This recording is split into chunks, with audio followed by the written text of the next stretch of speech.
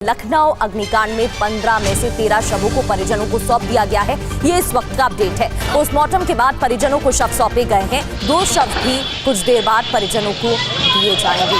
एजीएमयू में 8 घायल भर्ती हुए थे, 6 डिस्चार्ज कर दिए गए हैं। अभी भी 2 घायल अस्पताल में भर्ती हैं, जिनका इलाज जारी है। 6 घायलों को डिस्चार्ज किया गया है।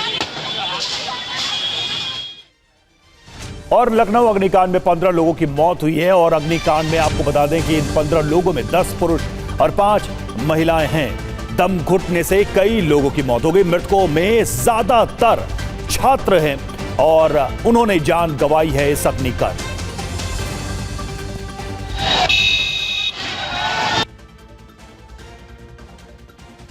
और सीधे रुख करेंगे अपने 2 सहयोगियों का। हमारे साथ इस वक्त अभिजीत ठाकुर उस स्पॉट से मौजूद हैं, उस जगह से मौजूद हैं जहां पर ये अग्निकांड हुआ है। और केजीएमयू अस्पताल से पंकज चतुर्वेदी भी हमारे साथ जुड़े हैं। अभिजीत के पास चलेंगे। अभिजीत, अब तो कई सारी बातें सामने आ रही, कई सारे सवाल सामने आ रहे हैं, लेकिन प्राथमिक तौर पर सरकार क्या और प्रशासन क्या इसको एक लापरवाही के तौर पर ही देख रहा है, एक नेग्लिजेंस के तौर पर देखा जा रहा है और उसी के हिसाब से आगे की कार्रवाई की जा रही है? देखिए, लापरवाही तो निश्चित तौर पर है और इसलिए 4 अधिकारियों पर कार्रवाई भी हुई है, जिसमें कि 2 बिजली विभाग, 1 अग्निशमन विभाग और जो तीसरे है वो चौथे जो है वो एलडीए के विभाग के अधिकारी पर जो है सस्पेंशन की जो एक्शन है, सस्पेंशन का एक्शन सबसे पहले लिया गया है। लेकिन इसमें 16 और लोग हैं जिन पर एक्शन हो सकता है। 4 गिरफ्तारियां भी हो चुकी हैं। लेकिन इस वक्त मैं मौके पर मौजूद हूं और ऊपर से आपको व्यू दिखाते हैं। ठीक बगल वाली बिल्डिंग के छत पर हम मौजूद हैं और ये एक्सक्लूसिव तस्वीरें हम आपको इस वक्त की दिखा रहे हैं, जहां पर दीवार को तोड़कर रेस्क्यू करना पड़ा, क्योंकि कोई भी इवैक्यूएशन पॉइंट जो था वो नहीं था। यहाँ पर आप देखिए कि सामने 2 जगह दीवारों को तोड़ा गया। इसमें लगभग 1 घंटे का समय लगा होगा। ये 5 इंच की दीवार नहीं है, लगभग 12 इंच मोटी दीवार है, कंक्रीट और ईंट से बनी हुई, और इसको तोड़ने में खासी मशक्कत करनी पड़ी। लेकिन जब तक इस रास्ते को बनाया गया तब तक 15 जानें जा चुकी थी। बाथरूम से, हॉल से और सीढ़ियों से भी जो शव निकाले गए वो इधर से ही निकालकर और फिर इस बिल्डिंग के छत से फिर नीचे की ओर लेकर जाया गया। ये है एग्जिट पॉइंट जहां से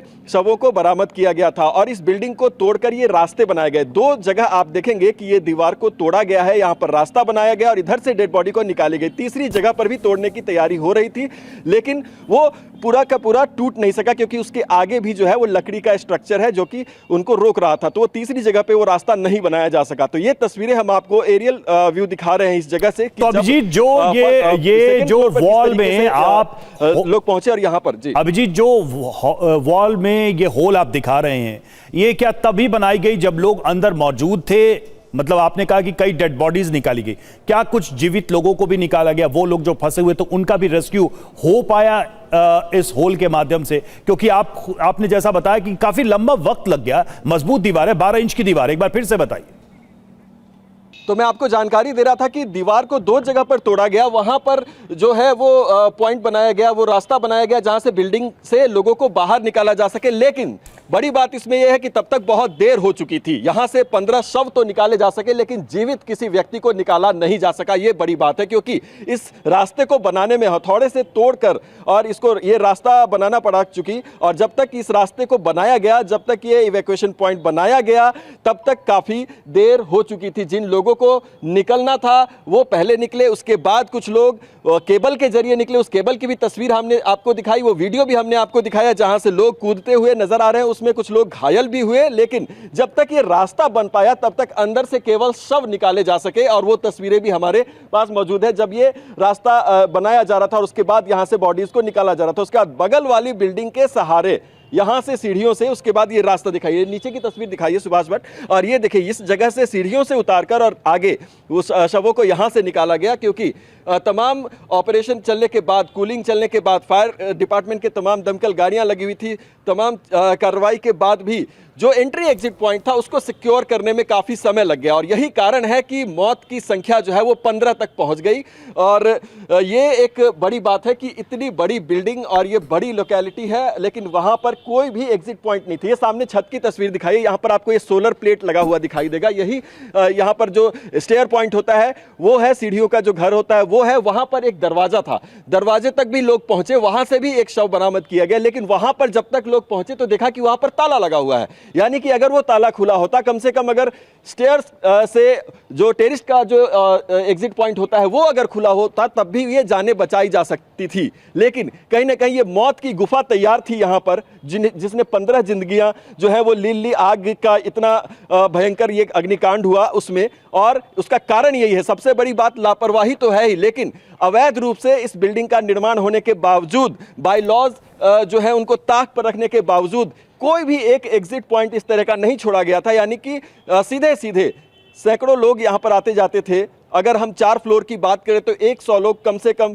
यहाँ पर एक समय में हो सकते हैं, ऐसा अंदाजा लगाया जा रहा है। और ऐसे के लिए कोई भी एग्जिट पॉइंट नहीं था। पीछे की तस्वीर अगर हम आपको दिखाएं, बिल्डिंग के पीछे से जहां तक हम देख पा रहे हैं कोई भी कम से कम वेंटिलेशन पॉइंट भी कोई दिखाई यहाँ पर नहीं देता है। यही हालात बिल्डिंग के दूसरी तरफ के भी है। तो हमने चारों तरफ का मुआयना किया और हमने ये पाया कि यहाँ पर किसी तरह का वेंटिलेशन पॉइंट भी नहीं है। सीढ़ी घर जो है उसके दरवाजे लॉक थे, और उसके अलावा अगर हम बात करें तो जिस फर्स्ट फ्लोर पर सबसे ज्यादा आग का ठीक है अभिजीत, बिल्कुल ये कई सारे सवाल तो हैं ही, और जैसा आपने कहा कि एक मौत की गुफा की तरह ये बन गई, लोगों का दम घुट गया, निकल नहीं पाए, निकलने के जो रास्ते थे वहां पर ताला बंद था। और हालात ये हो गए कि जो तस्वीर हम थोड़ी देर पहले दिखा भी रहे थे टीवी 9 पर आपके पीछे की 12 इंच मोटी दीवार को तोड़कर रास्ता बनाना पड़ा, और लेकिन तब तक काफी देर हो गई।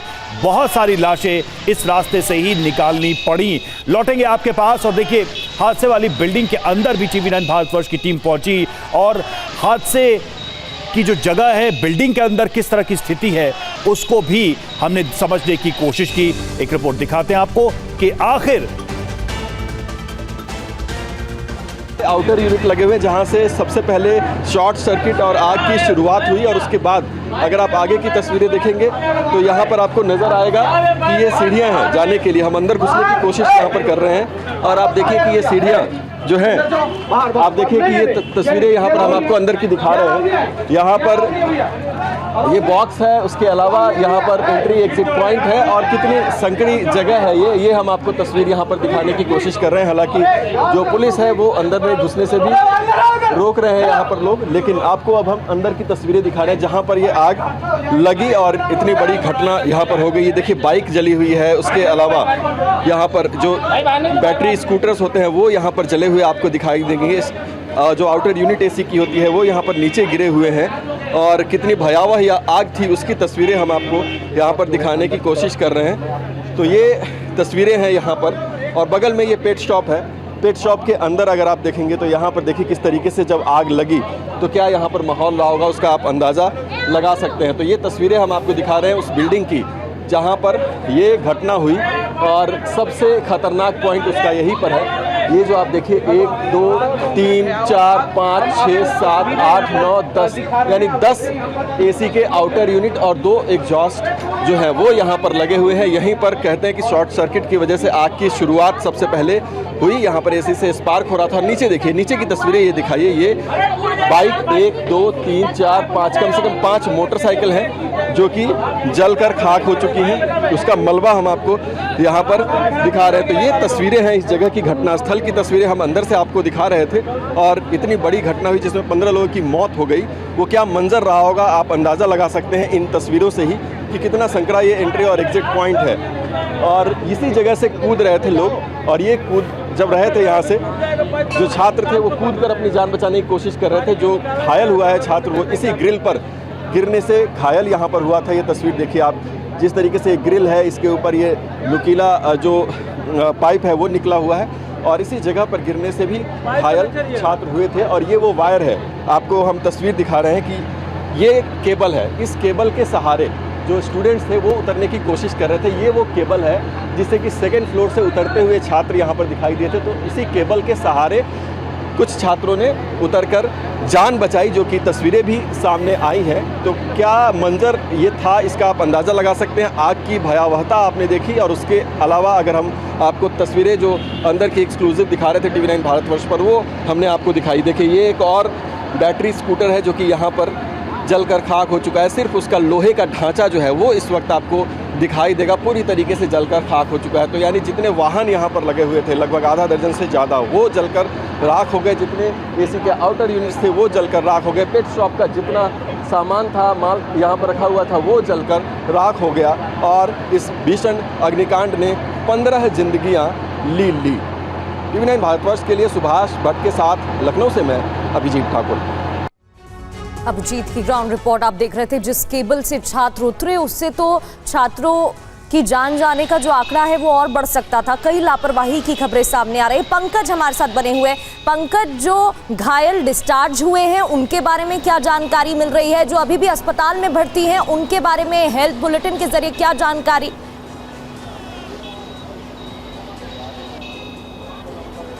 देखिएगा, हॉस्पिटल से कल देर रात करीब 2 बजे के आसपास 6 लोगों को डिस्चार्ज किया गया। उन लोगों की सहमति ली गई बाकायदा कि वो हॉस्पिटल से घर जाना चाहते हैं। उसके बाद उनको डिस्चार्ज कर दिया गया। जो अभी भी लोग एडमिट हैं, जो वहाँ पे निकलते समय जिनको चोट लग गई थी, खास तौर पे जैन, जो आपने तस्वीरों में देखा होगा, जब छलांग मारकर जान बचाने के लिए कूदा सड़क पे तो उसको गंभीर चोट आई थी। वो ट्रामा सेंटर में CCU में क्रिटिकल केयर यूनिट में एडमिट है, उनका इलाज चल रहा है। और एक लड़की लवप्रीत एडमिट है, जिसका CM ने रात को जब आए थे तो उससे हाल चाल भी पूछा था। उसको थोड़ी बहुत बर्न इंजरी है, उसका इलाज अभी तक ट्रामा सेंटर में ही चल रहा था। फिलहाल उसको बर्न वार्ड में शिफ्ट किया गया। लेकिन दोनों की हालत सामान्य है, खास तौर पे लवप्रीत की, जबकि थोड़ी बहुत जो तबीयत में या क्रिटिकल है वो जैन की है। बाकी लोगों को डिस्चार्ज कर दिया गया है। हालांकि उनकी देखरेख के लिए डॉक्टरों की अतिरिक्त तैनाती देर रात को की गई थी, तो डॉक्टर लगातार मॉनिटरिंग कर रहे हैं। लेकिन अभी थोड़ी देर पहले डॉक्टर KK सिंह, जो KGMU के प्रवक्ता है, उनसे बात की गई तो उन्होंने कहा दोनों की हालत सामान्य है। चूँकि थोड़ी बहुत इंजरी जैन को ज़्यादा आई है, इस नाते CCU में एहतियात के तौर पर रखा गया है। जबकि लवप्रीत पूरी तरीके से सामान्य है, बातचीत कर रही है, लेकिन एहतियात के तौर पर बर्न वार्ड में शिफ्ट किया गया है, क्योंकि आग लगने से कई जगह उसको भी बर्न इंजरी है। जी बिल्कुल पंकज, और जो घायल हैं उनसे तो शासन प्रशासन मिल ही रहा है, लेकिन अब चूंकि मौत का आंकड़ा और खासकर उसमें देखा जाए तो ज़्यादातर छात्र हैं, इसलिए इस मामले को लेकर और भी कई सारे सवाल उठ रहे हैं, क्योंकि वहां पर एक इंस्टीट्यूट भी चल रहा था, उसमें ज़्यादा लोग फंसे थे। अभिजीत हमारे साथ बने हुए हैं, लगातार वो तस्वीरें हम तक पहुंचा रहे हैं और उनकी रिपोर्ट्स भी हमने आपको दिखाई। देखिए, लखनऊ अग्निकांड मामले में बड़ी कार्रवाई भी हुई। नामजद सभी 4 अभियुक्त गिरफ्तार किए गए और बिल्डिंग मालिक वीरेंद्र शुक्ला गिरफ्तार किया गया है और पेन शॉप मालिक राम कृष्ण उपाध्याय को अरेस्ट किया गया है। कोचिंग संचालक तुषांक जायसवाल और सुरेश कुमार साहू को अरेस्ट किया गया है। तो लखनऊ अग्निकांड की जांच SIT की टीम करेगी। CM के निर्देश पर 2 सदस्यीय SIT टीम का गठन हुआ है। इसमें IAS अमृत अभिजात, IPS प्रवीण कुमार शामिल हैं। SIT को 7 दिनों के अंदर रिपोर्ट सौंपने का निर्देश दिया गया है।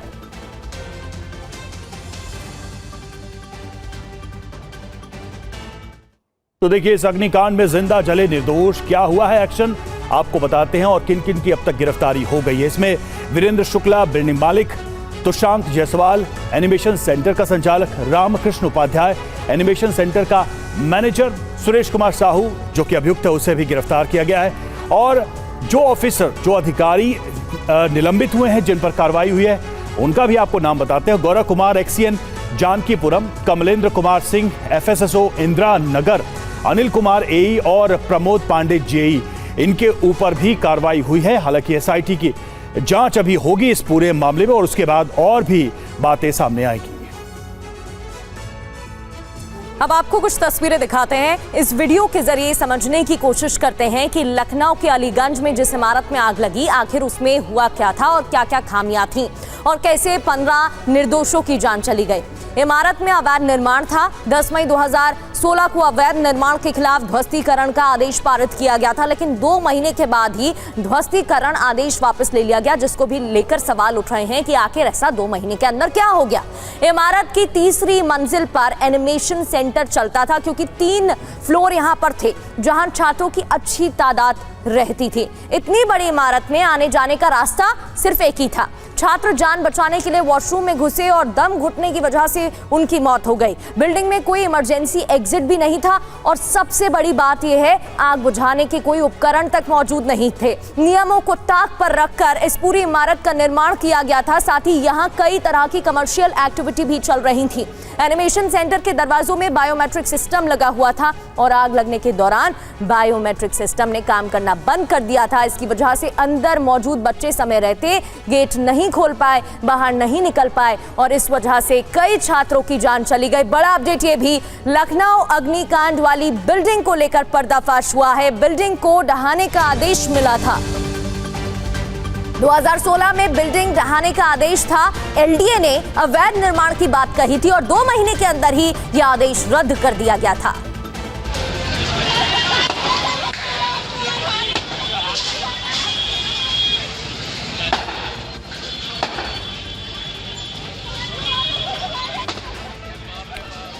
तो देखिए, इस इमारत को गंभीर लापरवाही ने लाक्षागृह बना दिया। एनिमेशन सेंटर का गेट थंब इंप्रेशन से खुलता था।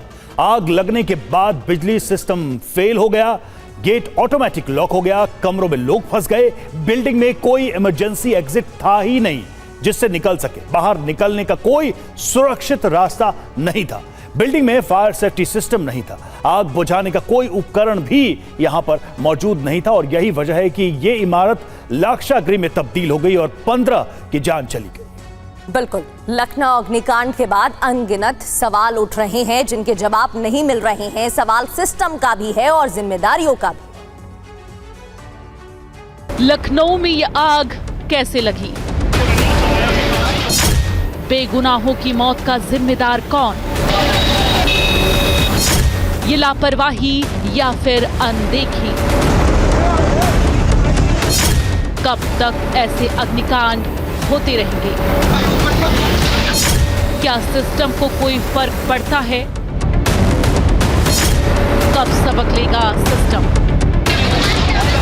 लखनऊ में लगी आग को घंटों की मशक्कत के बाद बुझा लिया गया, लेकिन इस आग से कई सवाल सुलग उठे हैं और सबसे बड़ा सवाल प्रशासनिक व्यवस्था पर।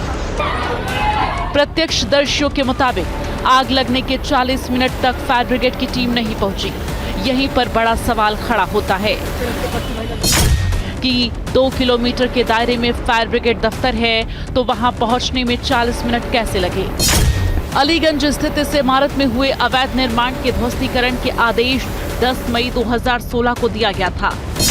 अनाधिकृत निर्माण को लेकर लखनऊ विकास प्राधिकरण यानी एलडीए ने केस भी दर्ज किया था। तो फिर 2026 तक बुलडोजर की कार्रवाई क्यों नहीं की गई? यही नहीं, ध्वस्तीकरण आदेश को 2 महीने से भी कम समय में 5 जुलाई 2016 को निरस्त कर दिया गया। तो आखिर ध्वस्तीकरण आदेश क्यों वापस लिया गया? अलीगंज अग्निकांड के बाद प्राधिकरण की पुरानी कार्रवाई और बिल्डिंग की वैधता जांच के केंद्र में है।